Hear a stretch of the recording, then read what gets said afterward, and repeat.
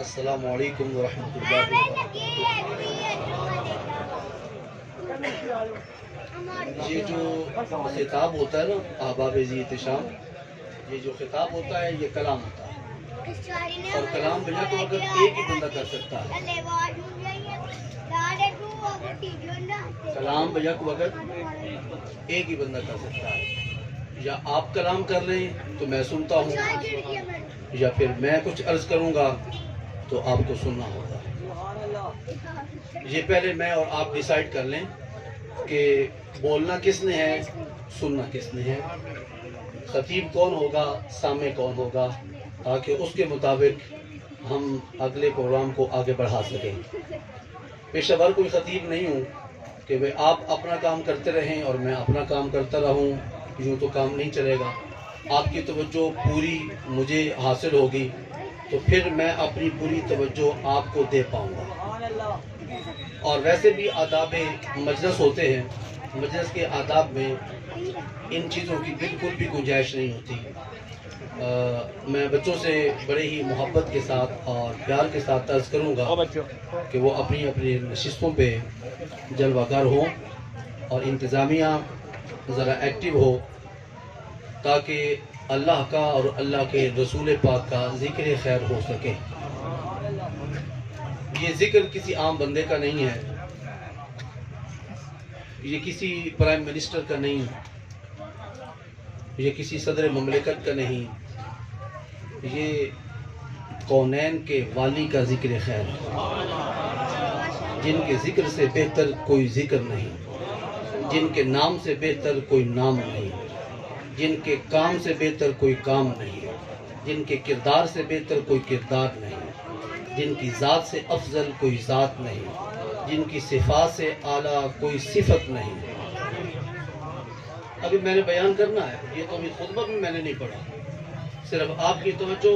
ویسے اس دفعہ الحمدللہ مجھے قلبی مسرت نصیب ہو رہی ہے کہ پچھلے سال کی نسبت گیدرنگ زیادہ ہے، ہجوم زیادہ ہے، انتظامیہ کی محنت ہوئی ہے، آپ حضرات نے ان کے ساتھ محبت کا اظہار فرمایا ہے۔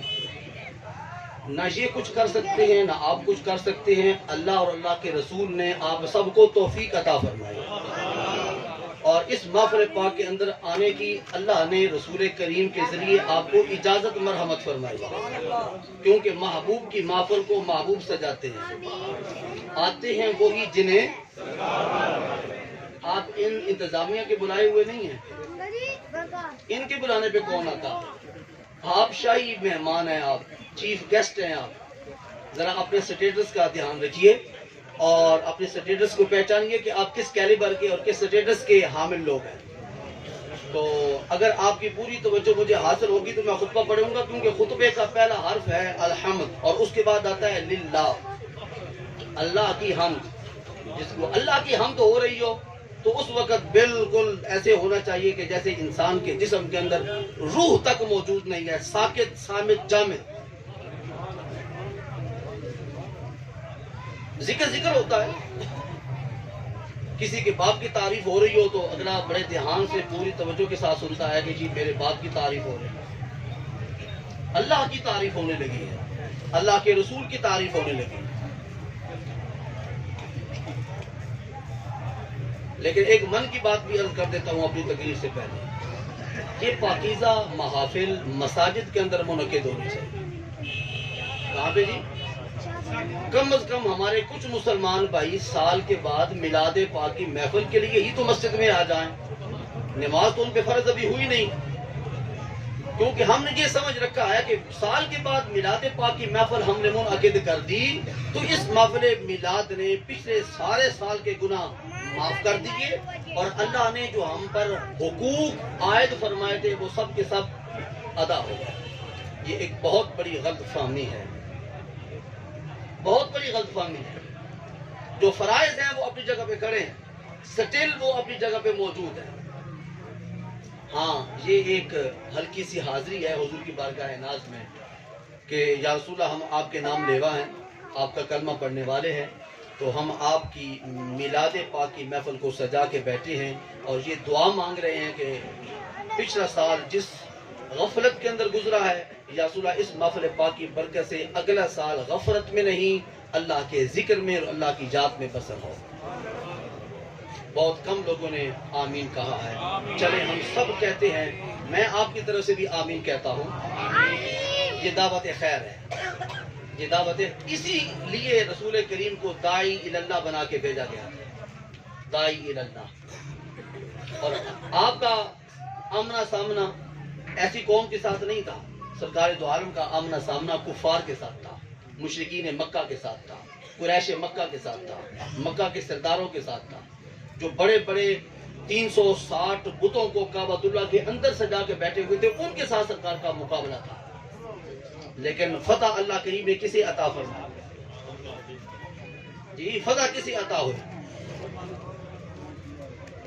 بتا دوں، میں تبھی شروع کروں، میں اپنی گفتگو اس وقت شروع کروں گا جس وقت مکمل سناٹا ہوئے۔ جن جن کو کرسیاں پیش کرنی ہیں ان کو کرسیاں پیش کرنا، رولا ہی سارا کرسی دا ہے۔ آپ نظامی صاحب آ کے بیٹھ جائیں میرے پاس، تاکہ پھر مجھے پتہ چلے کہ انتظامیہ چاہ رہی ہے کہ کچھ بیان ہو جائے۔ اور بچوں پیچھے چلے جاؤ، پیچھے چلے جاؤ، پیچھے چلے جاؤ، بٹی صاحب برسائی ان کو پیچھے لے جاؤ۔ ڈسپلن الحمدللہ جی اچھا ہے، درمیان میں نہیں ہوگی سر۔ چاہت عطا اور تقسیم کرنے والے نبی کا ذکر خیر ہوگا، چاہتیں بانٹنے والے نبی کا ذکر خیر ہوگا، چاہتیں بانٹنے والے، چاہ پیچھے رہ جائے گی، چاہتیں آگے بڑھ جائیں، چاہتیں ملاتی چلیں کچھ گزارا کرنے کی کوشش کرتا ہوں۔ آپ نے مجھے صرف 35 منٹ برداشت کرنا ہے، اونلی، اس سے زائد نہیں۔ الحمدللہ الحمدللہ وکفا وسلام علی عبادہ الذین اصطفیٰ، خصوصاً علی اشرف الانبیاء وعلی آلہ الکرماء واصحابہ الرحماء وعلی آلہ واصحابہ وازواجہ واہل بیتہ واولیاء امتہ اجمعین، اما بعد فاعوذ باللہ من الشیطان الرجیم، بسم اللہ الرحمن الرحیم۔ یا ایھا النبی انا ارسلناک شاہدا ومبشرا ونذیرا وداعیا الی اللہ باذنہ وسراجا منیرا۔ صدق اللہ مولانا العلی العظیم وبلغنا رسولہ النبی الأمی الکریم، ونحن علی ذلک لمن الشاہدین والشاکرین والحمد للہ رب العالمین۔ زینت مسند صدارت، فیض درجت حضرت صاحبزادہ پیر سید زمان علی شاہ صاحب زیدہ مجدہ زیب سجادہ آستانہ علیہ کھیپڑا والا شریف، دیگر سٹیج پر جلوہ گر مقتدر زعماء اور اس محفل پاک کے بانیان، خصوصی میرے شکریہ کے مستحق جناب محترم المقام محمد شعیب اشعب درانی نظامی، اللہ رب العزت آپ کی اس محفل پاک کو اپنی بارگاہ ناز کے اندر قبول و منظور فرمائے، اس محفل پاک کی برکات ہم سب کو سمیٹنے کی توفیق عطا فرمائے، اور اس محفل پاک کے تقدس کو ہمیں بحال رکھنے کی اللہ کریم توفیق عطا فرمائے۔ انتہائی مختصر سے وقت میں قرآن مجید فرقان حمید کی ایک آیہ کریمہ کا ترجمہ اور اس کے اندر موجود ایک لفظ، اس حوالے سے صرف گفتگو کر کے اپنی گفتگو کو سمیٹ کر آپ سے اجازت لے کے چلا جاؤں گا۔ جس موضوع کو میں نے نبھانا ہے اور اس کے لیے جس آیت مبارکہ کا میں نے سہارا لیا ہے، یہ 22ویں پارے کا دوسرا رکوع ہے اور اس کی پہلی آیت مبارکہ ہے۔ 22واں پارہ، دوسرا رکوع، پہلی آیت مبارکہ، اور اس پوری آیت مبارکہ کا ترجمہ ضرور عرض کروں گا، لیکن میری گفتگو کا جو مرکز و محور ہوگا وہ پوری آیت مبارکہ اور آیت مقدسہ نہیں ہوگا، بلکہ آیت مبارکہ اور مقدسہ کا صرف ایک لفظ ہوگا، اور وہ ہے النبی۔ بس لفظ النبی پہ آج صرف بات ہوگی، اور بڑی کارآمد گفتگو میں آپ کے سماعتوں کے ذریعے آپ کے دلوں تک پہنچانا چاہتا ہوں، تاکہ ہم ہر وقت کہتے رہتے ہیں نبی کریم نبی کریم نبی کریم. یہ نبی لفظ کیا ہے اور نبی منصب کیا ہے اور نبوت کی ضرورت کیوں پیش آئی، اس حوالے سے آج ہماری گفتگو ہوگی. اور اگر آپ حضرات کی توجہ رہی تو یہ فکری گفتگو انشاءاللہ آپ کے لیے بہت سارا علمی مواد اپنے اندر موجود رکھے گی. سب سے پہلے آیت مبارکہ کا ترجمہ سماعت فرما لیجیے. یا ایھا النبی، جو اے غیب کی خبریں دینے والے. نبی کا معنی کیا عرض کیا ہے؟ اے غیب کی خبریں دینے والے. عقیدہ ہے غیب کی خبریں کس نے دی؟ اللہ. کسی نے دیکھا؟ اللہ کو کسی نے دیکھا؟ ایمان ہے؟ کس نے بتایا؟ نہیں چلیں گے رکا ہوں. کس نے بتایا کہ اللہ ہے، دو نہیں ہے ایک ہے؟ یہ کس کی سٹیٹمنٹ ہے؟ نبی کی. تو اللہ کو دیکھا نہیں ہے، اللہ پردوں میں ہے، محجوب ہے، مستور ہے، پس پردہ ہے، اوٹ میں ہے، پتہ نہیں کہاں ہے، ہر جگہ ہے. جی کہاں ہے؟ ہر جگہ ہے. لیکن کسی جگہ کی طرف اشارہ کر کے، یہ توحید درج کرنے لگا ہو، کسی جگہ کی طرف اشارہ کر کے آپ نہیں کہہ سکتے اللہ یہاں ہے، اللہ وہاں ہے، اللہ مشرق میں ہے، اللہ مغرب میں ہے، اللہ شمال میں ہے، اللہ جنوب میں ہے. نہیں کہہ سکتے. کسی ایک جانب اشارہ کریں گے کہ اللہ مشرق میں ہے تو میں پوچھوں گا مغرب میں کون؟ ایسے تو نہیں کہا کرے. مغرب میں کون؟ میں اگر مشرق میں ہوں تو مغرب میں نہیں ہوں. آپ اگر شمال میں ہیں تو جنوب میں نہیں ہیں. اگر آپ نیچے ہیں تو اوپر نہیں ہیں. اگر اوپر ہیں تو درمیان میں، سینٹر میں نہیں ہیں. اللہ وہ ہے جو ہر جگہ ہے. کچھ سمجھ آئی کہ نہیں؟ اللہ وہ ہے جو ہر جگہ ہے. آپ کا وجود، میرا وجود، اس صاحبان کا وجود، اس لائٹ کا وجود، اس پائپ کا وجود، مائک کا وجود، تار کا وجود اور موجود،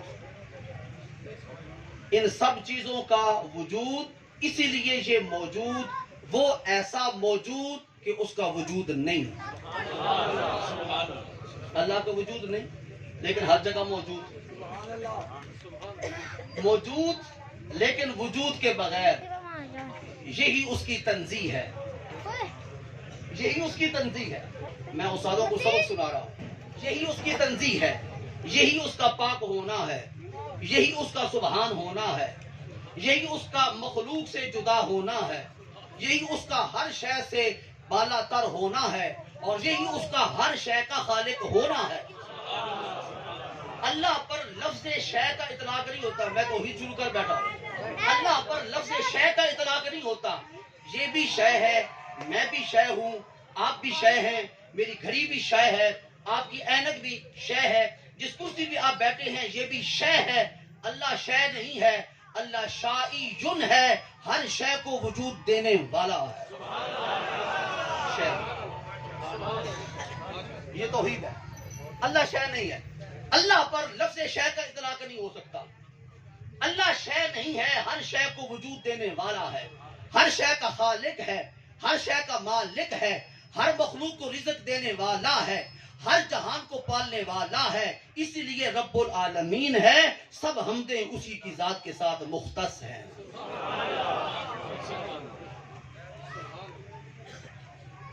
یا ایھا النبی، اے غیب کی خبریں دینے والے. اے غیب کی خبریں دینے والے.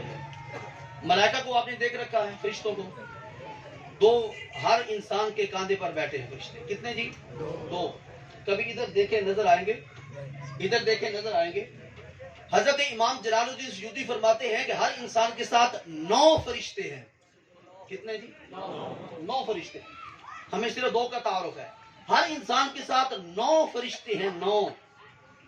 صرف ایک کی ڈیوٹی عرض کروں گا، بقیہ کی ڈیوٹی عرض نہیں کروں گا. ایک کی ڈیوٹی ہے، بڑی ہی خوبصورت ہے، بہت اعلیٰ ڈیوٹی ہے، بہت اس کا عمدہ سٹیٹس ہے. رہتا کہاں پہ ہے؟ ہر مومن کے منہ کے سامنے ہر وقت موجود رہتا ہے. جی اب میں نے وہ کام کروانا ہے آپ تک. ہر مومن کے منہ کے امام جلال الدین سیوطی ہر مومن کے منہ کے سامنے ہر وقت فرشتہ موجود رہتا ہے. آپ کہیں گے کرسی تو ہے کوئی نہیں, بیٹھے گا کہاں؟ جی بیٹھنے کے لیے فرشتے کی ضرورت نہیں ہے.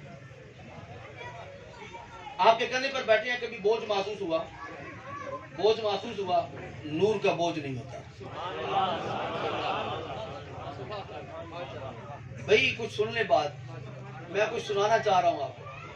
نور کا بوجھ آپ کی آنکھوں میں, میری آنکھوں میں نور موجود ہے, نکلتا ہے, کسی شے کے ساتھ جا کر مس کرتا ہے, اس کی تصویر گری کرتا ہے, تصویر لا کر واپس نور کو دیتا ہے, نور جا کر دماغ کو بتاتا ہے کہ یہ شے میں نے دیکھی ہے, اتنا اس کا حجم ہے, اتنا اس کا وزن ہے, اس رنگت کی ہے.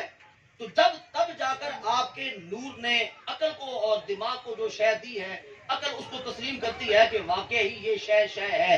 اتنا نور آپ کی میری آنکھوں کے اندر موجود ہے. بچپن سے آپ بھی استعمال کر رہے ہیں, اس نور کو میں بھی استعمال کر رہا ہوں. استعمال ہو رہا ہے, ختم نہیں ہوتا, لیکن آنکھوں میں کبھی نور کا بوجھ محسوس ہوا؟ آنکھوں کو کبھی نور کا بوجھ محسوس ہوا؟ اتنا ذخیرہ اللہ کریم نے ہر انسان کے آنکھوں میں رکھا کہ استعمال کیے جا رہا ہے, خرچ کیے جا رہا ہے, لیکن اس کا بوجھ کبھی محسوس ہے, نور کا بوجھ نہیں ہوتا. حضرت آمنہ سے پوچھئے, آپ کے شکم اطہر کے اندر 9 ماہ تک حضرت عبداللہ کا صاحبزادہ رہا, کبھی بوجھ محسوس ہوا؟ نہیں, کبھی بوجھ محسوس ہوا؟ حضرت آمنہ فرماتی ہیں 9 ماہ تک رسول کائنات میرے وجود اطہر کے اندر پنپتے رہے, پرورش پاتے رہے, لیکن 9 ماہ میں ایک دن بھی مجھے گرانی تک محسوس نہیں ہوئی, بوجھ تک محسوس نہیں ہوا. میں نے کہا بوجھ تو ہوتا ہے مٹی کا, نور کا بوجھ نہیں. نعرہ تکبیر, نعرہ رسالت, نعرہ حیدری, عظمت و شان مصطفیٰ کریم. آپ کے منہ میں زبان ہے, زبان جب حرکت کرتی ہے ہونٹوں سے آواز نکلتی ہے, آواز جی, اور آواز آپ کے پردہ سما سے ٹکراتی ہے, پردوں کے کانوں کے ساتھ ٹکراتی ہے, دل میں جاتی ہے. جی اس آواز کا کبھی بوجھ محسوس ہوا؟ نہیں. کیوں؟ آواز مناطقہ فرماتے ہیں یہ لطیف ہے, اور لطیف شے کا بوجھ نہیں ہوتا, لطیف شے کا وزن. میں انہی جبیلوں کے اندر اور مناطقہ کی گفتگو کے اندر آپ کو نہیں ڈالنا چاہتا, 10 منٹ میرے ہو گئے. نور کا بوجھ نہیں ہے. یا جو نبیو اے غیب کی خبریں دینے والے, ملائکہ بیٹھے ہیں کندھے پر, ہمیں نظر نہیں آتے, لیکن یقین ہے کہ نہیں؟ کس نے بتایا؟ کس نے بتایا؟ تو غیب کی خبر آئی کہ نہ آئی؟ جی جنت کو دیکھا ہے آپ نے, دوزخ کا مشاہدہ کیا؟ کبھی بھی مشاہدہ نہ کریں. اللہ آپ کو دوزخ کی ہوا سے بھی کوسوں دور رکھے, دوزخ کے نام سے بھی اللہ آپ کو دور رکھے, اور جنت آپ کا مقدر بنائے. لیکن ایک بات ہے, جنت رسول کریم کے غلاموں کی ہے. جی میرے کریم آقا کے غلاموں کی جنت ہے. کیوں؟ قرآن پاک فرماتا ہے ان الارض للہ, ان الارض یارثها من عبادی الصالحون. اللہ کریم نے جنت وارث کر دی ہے, وراثت بنا دی ہے نیک بندوں کی. اور نیک بندے کون ہیں؟ جو حضور کے غلام ہیں. اب جو جنت کا وارث بننا چاہتا ہے نیک ہو جائے, آسان سا طریقہ, نیک ہو جائے. اپنے من کے خیالات اور تصورات کو اپنا معبود نہ بنائے, معبود سمجھے تو اس کو جسے رسول کائنات نے بھی سجدے کیے ہیں. افرأیت من اتخذ الہہ ہوا وَأَضَلَّهُ اللَّهُ عَلَىٰ عِلْمٍ. چلیں, نبی کا معنی کیا عرض کیا ہے؟ اے غیب کی خبریں بتانے والے, اِنَّا أَرْسَلْنَاكَ, آپ از خود نہیں آئے, ہم نے آپ کو بھیجا ہے, ہم نے آپ کو بھیجا ہے. جی یہ ترجمہ عرض کر رہا ہوں اس آیت کریمہ کا. آپ خود نہیں آئے, جو خود آئے اس کی ایک آنکھ ہوگی, ایک نہیں ہوگی. جو بھیجا جائے وہ اندھوں کو بینائی عطا کرنے والا ہوگا. اشارہ کر دیا ہے, سمجھنے والے سمجھ گئے. اِنَّا أَرْسَلْنَاكَ, ہم نے آپ کو بھیجا ہے, اور بے اختیار بنا کے نہیں, با اختیار شاہدہ گواہ بنا کر بھیجا ہے. گواہ کون ہوتا ہے؟ جو ہر واقعہ کے موقع پہ موجود ہو. اب بھی کسی کو حاضر ناظر کی سمجھ نہ آئے تو پھر میں کیا کروں؟ جی اب بھی کسی کو حاضر ناظر کی سمجھ نہ آئے تو پھر میں کیا کروں؟ شاہد بنا کے بھیجا ہے. شاہد کا معنی گواہ. گواہ کون ہوتا ہے؟ جو سنی سنائی بات کرے یا دیکھی ہوئی بات کرے. جو دیکھی ہوئی بات کرے وہ گواہ ہوتا ہے. اور جو سنی سنائی گواہی عدالت کے اندر جا کر دے رہا ہو اور اس کے بعد دوسرا گواہ آ جائے جو کہے کہ بھائی یہ سنی سنائی بات کر رہا ہے، میں دیکھ کے آیا ہوں، بات کس کی مضبوط ہوگی؟ گواہی کس کی مضبوط ہوگی؟ دیکھنے والے کی یا سننے والے کی؟ 1,24,000 کم و بیش انبیاء دنیا کے اندر تشریف لائے. سب نے اپنی اپنی امتوں سے کہا اللہ ایک ہے. ہم نے سب سے پوچھا آپ نے دیکھا؟ کہا نہیں ہم نے سنا. ایک آیا جس نے کہا میں نے سنا بھی ہے دیکھا بھی ہے. جس نے کہا میں نے سنا بھی ہے دیکھا بھی ہے. باقی سب کی سماعت ہے، میری دید ہے. اِنَّا أَرْسَلْنَاكَ شَاهِدًا، ہم نے آپ کو ہر موقع کا گواہ بنا کے بھیجا. جو آپ کا امتی نماز پڑھے گا آپ اس کی نماز پڑھنے کی گواہی دیں گے. جو زکوٰۃ دے گا آپ اس کے زکوٰۃ کی ادائیگی کی گواہی دیں گے. جو روزے رکھے گا آپ اس کے روزوں کی رکھنے کی گواہی دیں گے. جو حج کرنے کے لیے آئے گا آپ اس کی گواہی دیں گے. جو مدینہ طیبہ میں حاضر ہوگا آپ اس کی گواہی دیں گے، کیونکہ آپ ہر جگہ موجود ہیں. اسی کا نام تو حاضر ناظر ہونا ہے. لفظ شاہد بتا رہا ہے کہ کریم آقا حاضر ہے. لفظ شاہد بتا رہا ہے کہ وہ گواہ ہیں. اور گواہ کون ہوتا ہے؟ جو ناظر ہو. ناظر کا معنی کیا؟ جو صرف موجود نہ ہو، دیکھنے والا ہو. اور دیکھنے والا وہ ہوتا ہے جو زندہ ہوتا ہے. دیکھنے کے لیے زندگی کی ضرورت ہے. جو قبروں کے اندر پڑے ہوئے وہ تو نہیں دیکھ سکتے، اور جو دیکھتا ہے وہ مردہ نہیں ہے. جی وہ مردہ نہیں ہے تو وہ کیا ہے؟ زندہ. اعلیٰ حضرت کیا فرماتے ہیں؟ تو زندہ ہے واللہ، تو زندہ ہے واللہ. اعلیٰ حضرت نہیں فرماتے نہیں میرے چشم عالم سے چھپ جانے والے، اے اپنے محل کے اندر آرام فرما نبی مختار. جی مدینہ پاک کے اندر محل کو بھی دیکھا ہے آپ نے؟ میں کسی بادشاہ کی بات نہیں کر رہا، کسی سعودی حکمران کی بات نہیں کر رہا کہ اس کا محل آپ نے دیکھا ہے. نہیں، ہمیں تو صرف دنیا کے اندر ایک ہی محل نظر آتا ہے جس کی چھت سبز ہے. جی اور اس محل کے اندر محلوں میں مردے نہیں رہتے. اور جو محلوں میں محل کے اندر مردہ ہو جائے اسے اٹھا کر قبرستان میں لایا جاتا ہے. مدینہ منورہ میں قبرستان کہاں ہے؟ جنت البقیع شریف. اور جنت البقیع شریف میں اس کے سرحانے کی طرف کون ہے؟ محل ہے. محل کے اندر مردہ نہیں رہتا. تو محل میں کون آرام فرما ہے؟ جنہوں نے اپنے پائے ناز کی طرف جنت البقیع والوں کو سلا رکھا ہے. جی اور سرحانے مسجد نبی بنا دی. اور مسجد نبی بنا کر کہا یہاں پر بھی جو سجدہ کرے گا، عام علماء کہیں گے ایک سجدے کا ثواب اس کو 50 سجدوں کے ثواب کے برابر ملے گا. جی یہ عیدگاہ بہت بڑی مسجد ہے، وہاں سجدہ کیا جائے تو کتنے ثواب ملیں گے؟ ایک. قمر روم میں پڑھی جائے تو کتنے ثواب ملیں گے؟ سیاسی میں پڑھی جائے تو کتنے ثواب ملیں گے؟ تو وہ مسجد کس سونے کی بنی ہوئی ہے؟ مسجد نبی سونے کی بنی ہوئی ہے، ہیروں کی ہے، جواہرات کی ہے. تو پھر اس مسجد میں ایک سجدہ کرنے کی وجہ سے 50,000 سجدوں کا ثواب کیوں مل رہا ہے؟ جی سجدہ ایک 50,000 ثواب، فرق کیوں؟ وجہ کیا ہے؟ فرمایا وجہ یہ نہیں ہے کہ کعبۃ اللہ ہے وہاں پہ، وجہ یہ ہے کہ وہاں پہ یار کا ڈیرا ہے. ایک بڑی اصولی بات عرض کرنے لگا ہوں. علماء تشریف فرما ہے، فقہ کا مسئلہ ہے کہ مسجد کے اندر جس وقت نماز پڑھی جاتی ہے تو سب سے زیادہ اللہ کی رحمت کا نزول امام کے سر پہ ہوتا ہے. کس کے سر پہ؟ امام کے سر. ٹھیک ہے جی. جس کی 6-7 ہزار تنخواہ ہوتی ہے، جس کے میلے کو چلے کپڑے ہوتے ہیں، جس کے رہنے کے لیے ہمارے پاس کوئی الگ سے کمرہ نہیں ہوتا، بس مسجد کا جو ایک کونا بچ گیا ترچھا سا تکون سا، اس کے اندر مولانا صاحب کی رہائش ہوتی ہے. لیکن جب وہ نماز پڑھانے کے لیے آگے بڑھتے ہیں سب سے زیادہ رحمت مسجد کے امام کے سر پہ آسمان سے نازل ہوتی ہے. یہ تو اعزاز ہے، یہ تو ہم روک نہیں سکتے. جی یہ تو میرے اور آپ کے بس کی بات نہیں ہے. پھر اس کے بعد جو سب سے پیچھے امام کے کھڑا ہوتا ہے اس پہ اللہ کی رحمت کا نزول ہوتا ہے. پھر دائیں طرف ایسے آگے چلتا چلا جاتا ہے. پھر آخر تک چلنے کے بعد پھر بائیں طرف جس نے نماز ادا کرنی ہو اور ثواب زیادہ لینے کا اسے شوق ہو مسجد میں امام کے دائیں طرف کھڑا ہوتا ہے۔ کل جہاں کی مسجدوں کا یہ اصول اور لا اور قاعدہ ہے سوائے ایک مسجد کے، سوائے ایک مسجد۔ بات بڑی پتہ کی عرض کرنے لگا ہوں، اور وہ مسجد حرم شریف کی نہیں ہے، حرم کعبہ کی نہیں ہے، اس مسجد کا نام ہے مسجد نبوی۔ مسجد نبوی میں امام کے دائیں طرف اتنا ثواب نہیں ہے جتنا بائیں جانب ہے، جتنا بائیں جانب ہے۔ یہ فقہ کی کتابوں کے اندر میں دکھا سکتا ہوں، میں پڑھاتا ہوں، فقہ کی کتابوں کے اندر لکھا ہوا ہے کہ مسجد نبوی میں امام کی دائیں طرف اتنا ثواب نہیں ہے جتنا بائیں جانب ہے۔